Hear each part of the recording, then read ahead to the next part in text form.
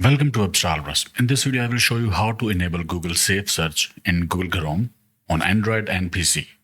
To do that on Android, swipe to the left to access Google, or go to Google Apps, tap Google, tap your profile icon, select Safe Search from the list, select Filter.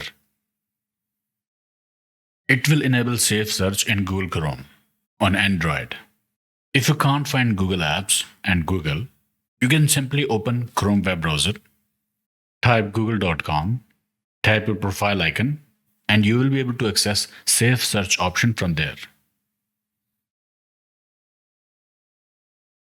This was on mobile. If you want to do it in PC, then open google.com on Chrome. Select Settings from the bottom right. From the list, select Search Settings.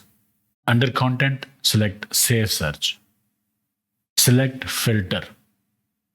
It will completely hide unsafe results from Google search results.